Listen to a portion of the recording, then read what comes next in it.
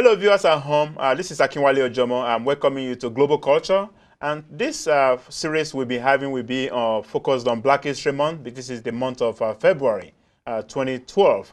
And we're going to be bringing you guests, folks who have done and have impact in the cultural promotion and the way they've been able to share their heritage. Today we are having a very beautiful lady right here. I will ask her to actually introduce her to you. Ma'am, what's your name?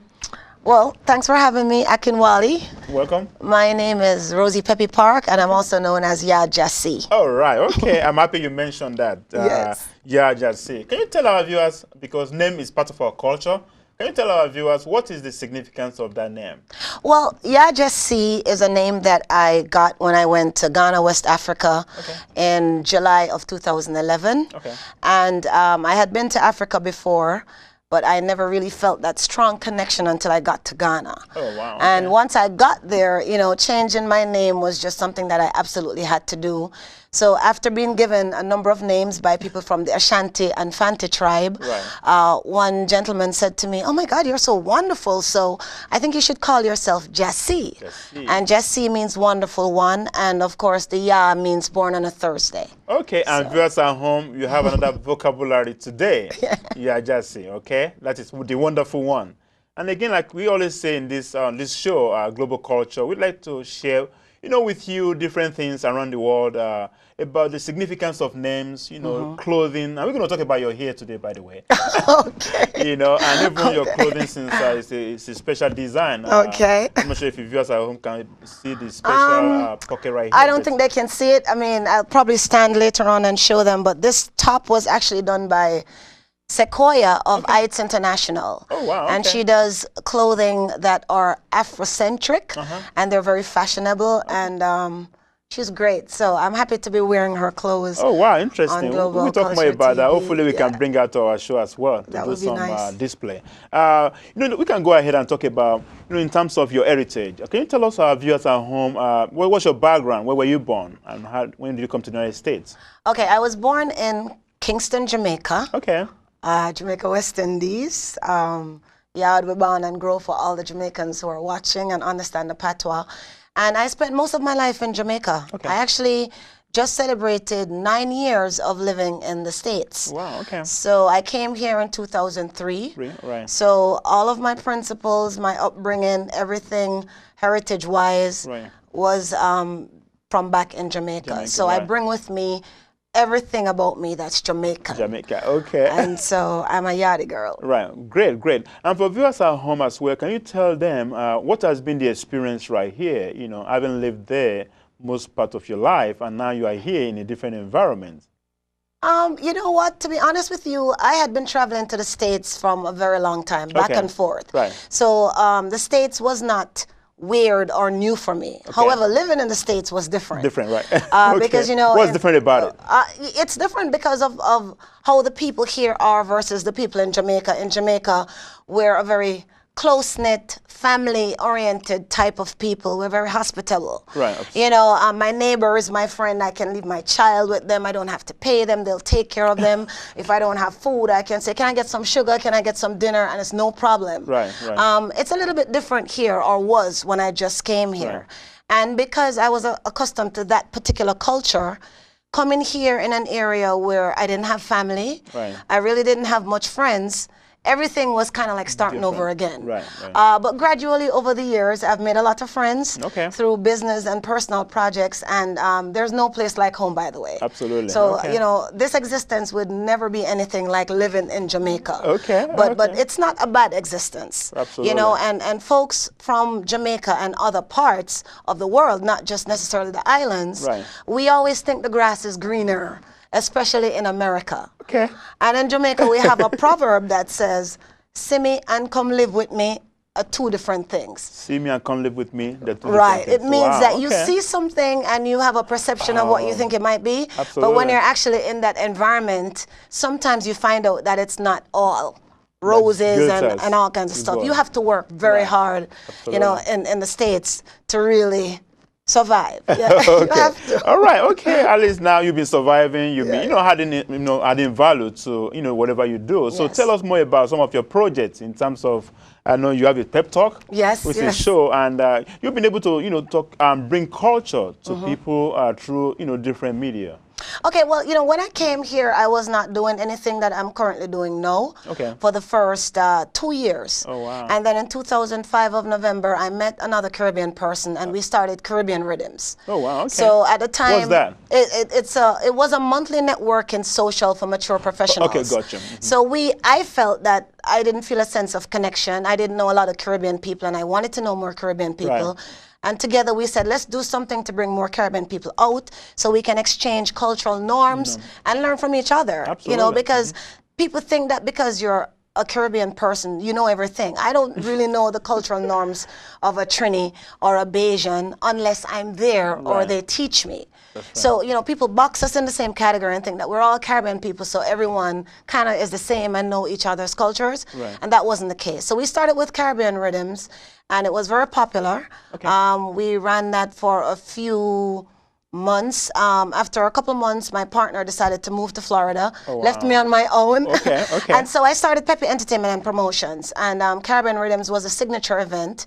But the company, we do fitness and wellness, we do event planning and management, we do public relations services, we work with a lot of artists and artistic-minded people in the area, and we promote all kinds of cultures. Oh, wow, okay. Promoting culture and global culture as well, that's our goal right here. To bring to you, our viewers at home, the different cultures around the world, especially in the Bowie area, beyond, and even anywhere in the nooks and crannies of the world, because now we are on Facebook, so, you can just get it on the social media. So tell us about your hair. Now, we're going to start from there. We're going to talk about your clothing now, because here, clothing, language, those are part of culture. So you can tell us about your hair, because people at home like, okay, that's different here from what I used to see. Can you let people at home know the details? Okay, so my hair, what I have right now, this is actually locks. Okay. It's not braids, it's not twists, it's actual locks. Okay. And when I was younger and still living with my parents in Jamaica,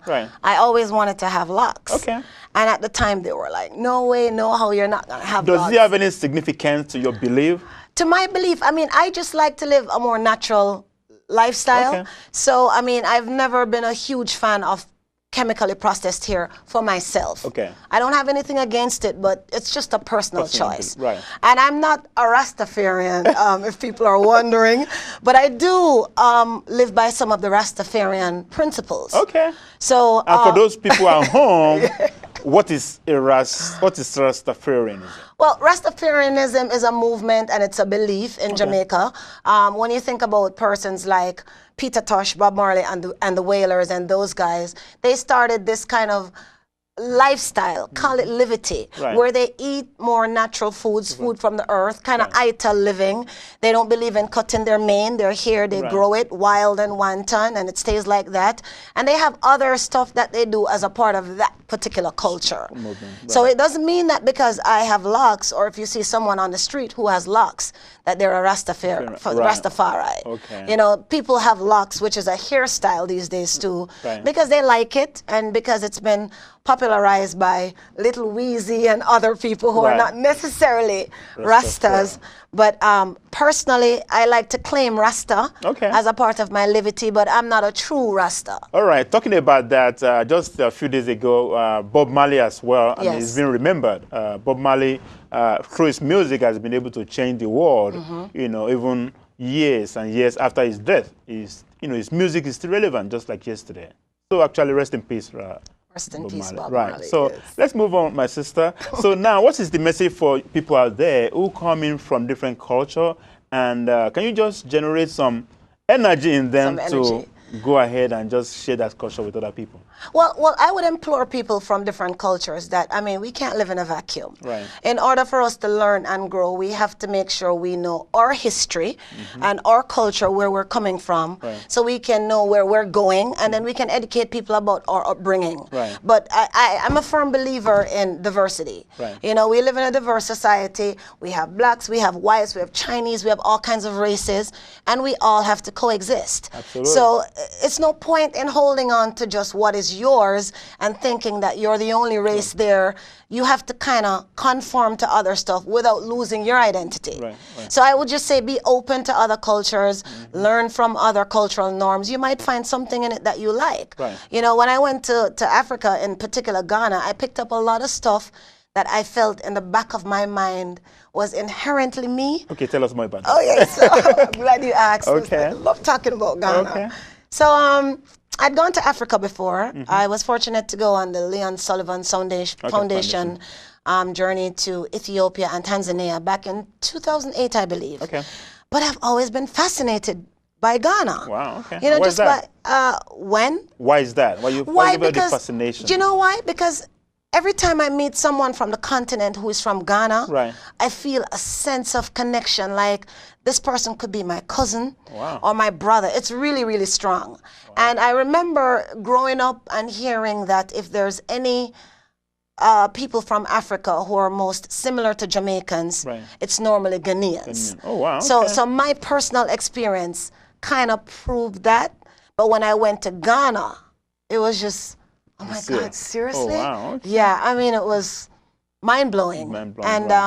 And so I got to observe the mannerisms and cultural norms of Ghanaians, which are so much like Jamaicans. Jamaica, wow. Okay. And, you know, having gone through like the dungeons and walking on ancestral grounds and stuff and feeling that deep connection that our ancestors passed through this way, it kind of just sealed it. I imagine it just sealed it. And this is Black History Month. And from your perspective or someone in the media, what do you think, what was you, from your experience, like, have we made so much progress in this issue of diversity, living with each other in harmony?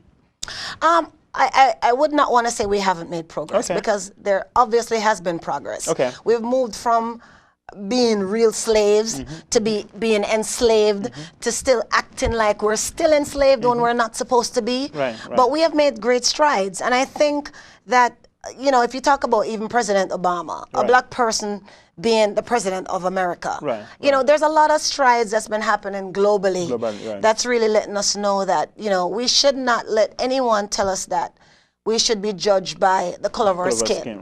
You know, it's really what's inside of us and our true potential. Absolutely. So I think we just have to be constantly reminded. We have to remind ourselves. We have to remind our children. We have to talk about our history. Absolutely. So people can know where they're coming from, to know where they're going, so we can change our enslaved mindset. Because I always have these conversations with other black people about why are we not further ahead? Why are we not more Pan-Africans? Why are we still feeling like we're slaves? What has been the response from them? My response is that based on how we were taught, you know, we all came up in the British system. You know, when I was in Jamaica in high school, they didn't teach us about African history. They taught us about British history. We heard about Christopher Columbus, you know, so if they change the dynamic of what they're teaching and teach our history, I think we'll be more further along in ensuing years. So for our young people at home is to go out there and get more history about you know, their culture. Wow, interesting. Now is, like I said, Black History Month. Do you have any upcoming events that you are, you know, managing or facilitating that you think our viewers at home should know about? Yes, February is a very special month to me. Okay. I have a lot of friends who are watching, and they always say, you know, I don't get so hung up on February being Black History Month because I celebrate Black history every year. Every year, okay. And my response is, be that as it may, you know, I appreciate getting a month so we can bring more awareness to our collective history. And that's what it means for me. And so, yes, as is customary, every February I am extremely busy because I'm so excited about Black History Month. And I'm planning events at my day job. And I'm planning events through my personal company. So let me talk about the day job first. We work with populations from babies to seniors. Okay, and when you talk about the day job, I mean, what do you want to mention the name of the company? Yes, let me shout out the company. I work at East River Family Strengthening Collaborative, and we are a non-profit organization based in Ward 7 in Washington, D.C. And our mission is to empower residents in Ward 7 to be more self-sufficient. So we provide a number of services. And so for Black History Month, we're doing a number of events. We're trying to empower our staff too, so we can each learn from each other, various cultures. A lot of people are in different parts of USA, some are from the South, some are from here. I'm from Jamaica. There's some people who have Trini roots. So we're trying to come together as staff and board of directors, and we're going to have a potluck and different food. Different food. Oh wow, that would be pretty nice. Yes, and share different stories. So I'll be sharing stories about growing up in Jamaica and the difference between living in Jamaica and say coming here, and also sharing stories about my travels, not just to the continent, not just to the motherland, but just travels throughohout the years. I hope we're going to receive an invitation right there, so you can just, you know, take a little bit of I'll invite you. Absolutely. You can come through. I mean, it's an interesting mix of people. There's one particular lady from my office. Her father was a huge part of the civil rights movement. So I'm dying to hear her story. Wow. And of course, a lot of them know about some of my stories, but they'll get to see some of the footage that I brought back from Africa with me and just learn a little bit more about me, because everyone has their perception of who a Jamaican is or who someone from Alabama is. But when you start telling your stories and sharing your stories, excuse me, most oftentimes someone has an awakening. Absolutely. And we learn from each other. And that's what we are doing right here at Global Culture, to, you know, tell our story in the real way. And that's why we're bringing people like you who have, you know, backgrounds, you know, differently, that who could be able to share that and proud of that heritage as well, because that's very, very important. Extremely. Viewers at home, we can talk all the way, and we come into the end of another session at this time. Miss Peppy, we thank you so much. And we're going to have a shout out to somebody. Now you mentioned about shout out. So I guess we're going to be doing this on this segment of Global Culture. So can you just give a shout out to somebody special to you? Okay, I would like to shout out my son, Kanai. And I hope that when he sees this, he's inspired to become a greater person than he already is. Absolutely. You know, to be a greater person than he is already, right? So, viewers at home, we thank you so much for watching today. We have tons of programs. So if you go and like us on Facebook, we are Global Culture TV on Facebook. Go and like us, and we're going to be listing all the events in the area, not only in Maryland, even beyond and around the world of, you know, the Black History Month. It's good to celebrate your heritage. Share that information at your job, at any opportunity that you have. Tell somebody about your heritage, and you'll be amazed how much education you'll be, you know, be able to really do. Viewers at home, we thank you so much, and it's another end of another session. Thank you so much, Miss Peppy. Thank you so much for having me. Really, thank you so much, and looking forward to see more of you. Okay, Pep Talk. Pep Talk, right? Okay, Pep Talk. Viewers at home, I'm signing off right now. Again, my name is Akinwale Ojomo. We'll see you next time, and keep on thinking about global culture, and I bet you're going to learn new, different every day. Thank you so much, and have a nice evening.